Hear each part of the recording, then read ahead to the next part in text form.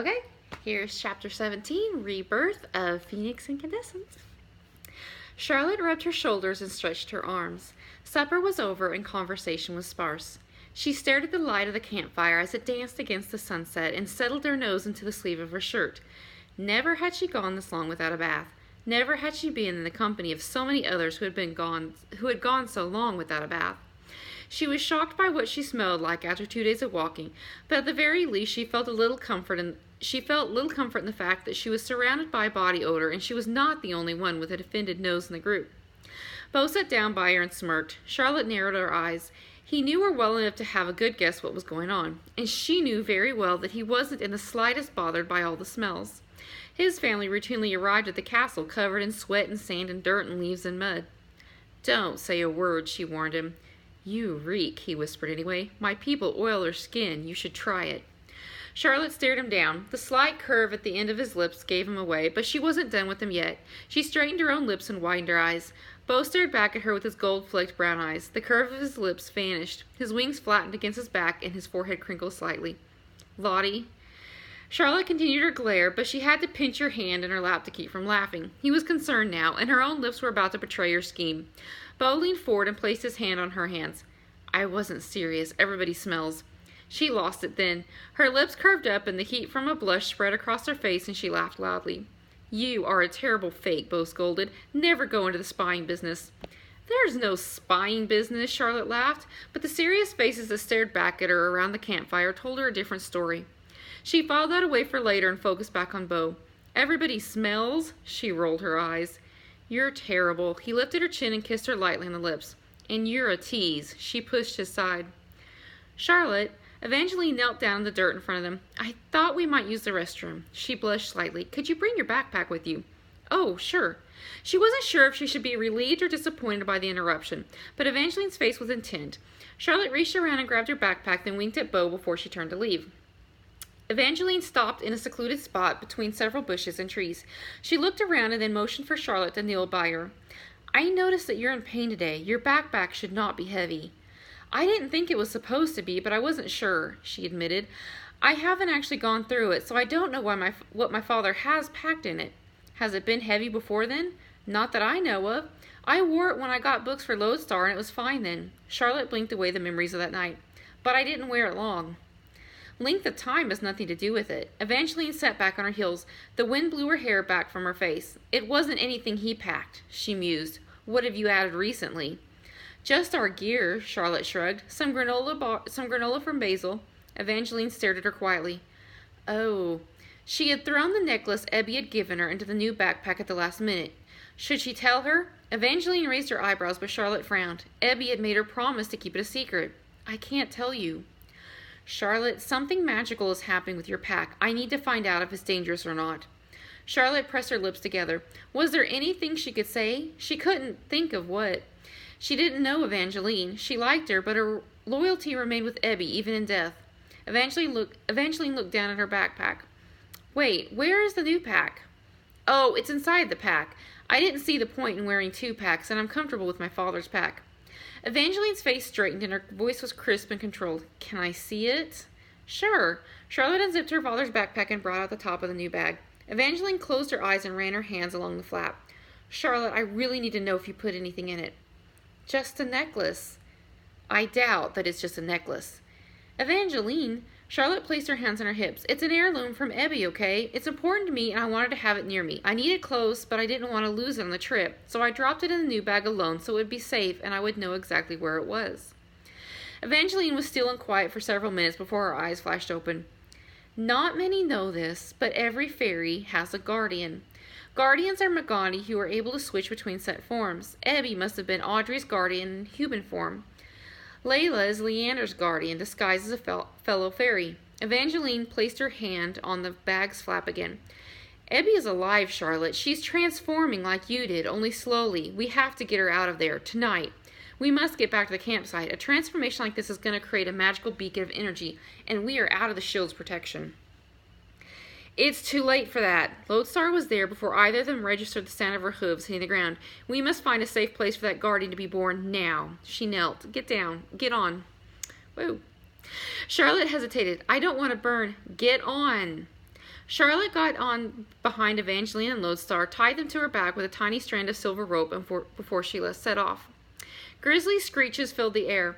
A battle screamed and crashed behind them. Ahead of them, the landscape rushed by in a blur.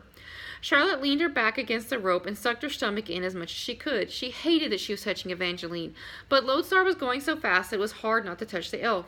She took deep breaths and tried to focus like she did in the tree. Maybe, if she stayed calm, she wouldn't hurt her. She was wearing the fairy clothes, but she hadn't touched somebody for a long period of time through them. She worried. She hated that she was forced to touch Evangeline. She hated that she was separated from Beau and that once again she was running from a battle. But there was nothing she could do about either situation. A couple of hours later, Lodestar halted in the middle of an old barn. She knelt and untied the silver string. Charlotte and Evangeline stumbled to different piles of hay and sat down. Lodestar placed her hand on the barn wall and a gold light spread across the walls. "What is that?" Charlotte asked. "It's a shield of my own making. It will keep us warm and protected." She knelt down in the hay and closed her eyes. "The color of her magic is gold," Evangeline added, "just like mine is silver." Charlotte remembered then that the magic came in different colors. She thought of her father's magic, a combination of blue and green. Why it had been a combination? She sighed and filed the question away for another time. She had other worries right now. "Did I burn either of you?" "You can't burn the Unitar." Evangeline opened her eyes. "She's a type of Magani that is made from light, much like you appear to be. As for me, I did feel heat. I will need you to check for burns." Evangeline stood and took her clothes off. Tiny white flames flecked across her back and legs and upper arms. Charlotte winced and grabbed her vial of burn cream. She looked over at Lodestar. "Maybe you should put this on her. I don't want to hurt her any more than I already have." "Take care of her," Lodestar snapped. She didn't even open her eyes. Charlotte rubbed the cream on Evangeline's back. She wished there was a cream to undo time. She wished there was a cream for the despair she was feeling in her gut. "I am so very sorry," she sniffled as she rubbed more ointment in. "I never meant to hurt you." "Of course you didn't." Evangeline pulled her clothes back on. "Now dry your eyes. What's done is done, and I feel no bad towards you." She pulled her shirt down. "Lodestar, what happened back there?" "We were attacked by biters." Lodestar's eyes flashed open, sharp and critical. She turned her head to Charlotte. "Biters are Magani made by a combination of bat and spider." Charlotte shivered. "Made? Why haven't I heard of them before?" "They're made by dark magic," Evangeline clarified. "They are quite easy to make, and many can be made at once, which makes them a popular creation during times of war between the dark and the light. You haven't heard of them because it's been a long time since they've been made." "It's Halloween," Lodestar added. "It's easier to create dark Magani on Halloween." Evangeline glanced up at Lodestar. "Does this act mean our world could soon be at war?" "Possibly," Lodestar said. There was no flash in her eyes, only even light. "I need you to reach your people. They should know, and they need to spread the word to the other Magani. The Magard needs to know." Lodestar lowered the shield and opened the barn door. We need them to send backup." Evangeline nodded. "I will send word." Lodestar focused her eyes on the sky. "Dark magic means that there is a weaver involved somehow."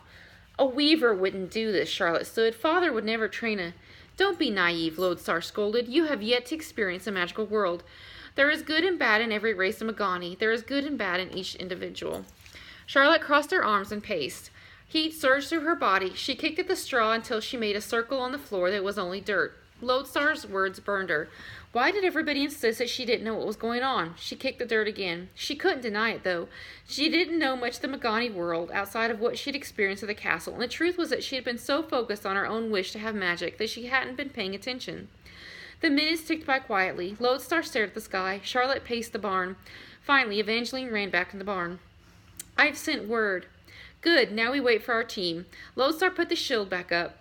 "I wish I knew what was going on with the guys," Charlotte said. "Once again, I've run from a battle." Lodestar glared at Charlotte. "The dragon is more important than your pride." Evangeline's eyes lit up.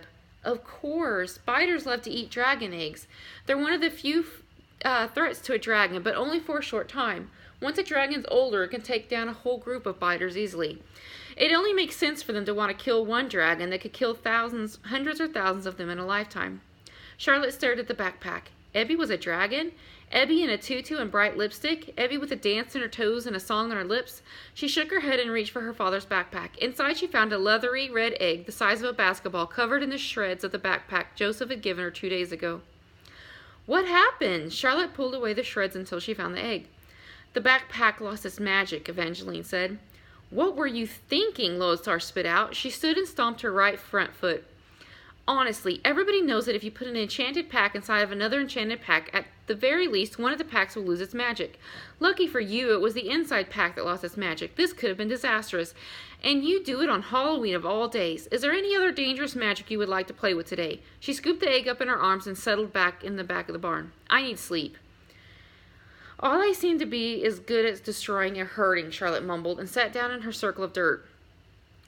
That backpack wasn't designed to hold that type of magic. Evangeline sat down near her in a pile of hay. Your expectations of yourself are too harsh. You haven't been taught any of this. In fact, there are a lot of Magani who don't know as much about the Magani world as they should. I've studied, Charlotte complained. I've read books. But you didn't know what to pay attention to. You read because you wanted to have magic. You weren't serious yet, and you didn't have experience to tie to it. You sound like my father. It's something I've heard your father say to his students, Evangeline whispered. Sleep now. The egg is not ready to hatch, and we need sleep. Charlotte woke to a scratching sound. A lantern lit up a small space in the barn. The egg shifted back and forth in the hay in front of Lodestar, who remained on her stomach in the hay. She tickled the egg. There, little one. It's safe to come out now. You're amongst friends. Evangeline sat by a small basket of dead birds.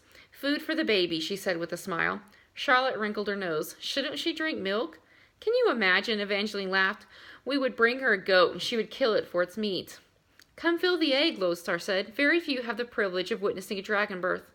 Will I burn it? Will I hurt her? No, she's like Lodestar, Evangeline said. You will not burn her.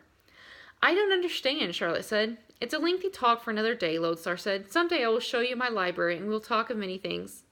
Charlotte sat in front of the egg and placed her hand on top of it. The shell was soft and rough. Tiny cracks of pulsing light spread across the shell. Evangeline put her hand on the egg near Charlotte's hand. It's almost time. Charlotte pulled her hand back in her lap. How are your burns? Better. A hiss sliced through the air. The largest crack widened, and a small amount of fluid dripped out and spotted underneath and on the sides of the egg. Charlotte covered her mouth with her hand, but she couldn't escape the smell of blood and sulfur. Tiny claws ripped through the clear inner membrane and pulled the sides of the shell. The dragon called Ebby crawled out. She spread out her wings and shook them a few times before pulling them back to her body. She was red and leathery with violet eyes that instantly locked with Charlotte's. I'm so hungry. Charlotte grabbed a basket of birds and dumped them in front of Ebby. Thank you, Charlotte. Charlotte placed her hand above Ebby's head. Ebby stretched her long neck out and rubbed against her palm. You're welcome, Charlotte answered. Next time, try answering me in your head. Answering in her head? Was she imagining all this? How would she know if it worked? Just do what you're doing right now, only directed at me. Like this? Yes, now you may want to look somewhere else. Look elsewhere. Ebby dove for the birds. Charlotte looked away. The sounds of tiny bones breaking filled her ears, and then she was crying and laughing. It was her Ebby. Ebby was alive, but different. Ebby, are you my guardian? Ebby looked up from the pile of bones and meat and blood. So you know. No, for once I am not directly tied to another being. I feel so free. Charlotte's heart dropped. Did that mean that her mother was dead? Ebby, why are you not a guardian? Your parents released me. Charlotte rubbed Ebby's back. Ebby stretched and coughed and flapped her wings. She will need more food, Evangeline said, and we need to eat as well. Food will wait. The men are here. Lodestar scooped Ebby up and placed her on a stack of hay bales with the rest of the birds she hadn't eaten. Eat, little dragon, and rest. We'll feed you some more soon. She stroked Ebby's back. The barn door slammed open as soon as Lodestar dropped the shield. Zarok stumbled in with Alcott and bow slung over and tied to his back. Fauna stumbled in after him. Were you followed? Lodestar demanded. No. Zarok swayed. Evangeline cut the rope, and she and Faunus lowered Alcott and bow off his back. Zarok stumbled forward and collapsed. Why are you all soaked? Charlotte asked. We had to wash the venom off, Faunus panted. Charlotte kissed Beau's forehead. He didn't stir. Neither did Alcott. What's wrong with them? It's the venom. Some of it got in their bloodstreams, Evangeline said. I can prepare something for that, Faunus said. Can we manage a pot of water? I'll do whatever I can to help you. Evangeline hurried to her backpack. Faunus, did you kill them all? Lodestar asked. She knelt down to Zarok, wiping the sweat from his body. No, we didn't get them all. His shoulders slumped. We no longer have surprise on our side. Do the biters talk? Charlotte asked. Their master can read their memories. He will only receive pictures of what they saw, but it's enough. They will be watching now. He spread out piles of hay next to the fire. I'll strip down Alcott, you get Beau. We need to get them dry and under blankets. We lost the tents, but we did bring the bags. Faunus prepared a tea that they spoon-fed the unconscious men. Evangeline hunted. Charlotte learned of more sights and smells that made her stomach turn. Ebby ate and slept. There were no jokes and teasing at supper that night. How long will they be like this? Charlotte asked. It's going to take several hours to sweat out the poison, Faunus answered, but it's best we hunker down here for a day or two anyway. We need to rest and we have to make sure our dragon is old enough for battle. Battle? She's a baby. Charlotte laid her hand on Ebby, who was curled up in her lap in a ball of warm scales and pleasant rumbles. Evangeline laughed. She will kill those biters like flies, and they will run from her like flies. Ebby looked up at Charlotte. She's right, you know. I'll be a valuable addition to your team. Biters, amongst other evil creatures, are only a threat to dragons right before and right after the time of hatching. I guess it shouldn't surprise me that a dragon would be dangerous very early in life. If we weren't deadly early, our species never would have survived. I'm done talking battles. Faunus stretched his arms out. He laid his jacket on a pile of hay and stacked his weapons beside it. Good night. His snores tumbled out not long after. I'll take watch outside the barn, Lodestar said. I'll drop the shield while I'm out. Charlotte lay down in her circle of dirt with Ebby curled up against her stomach. And that is it for that chapter, and I'll see you for the few more tomorrow. Thanks. Bye.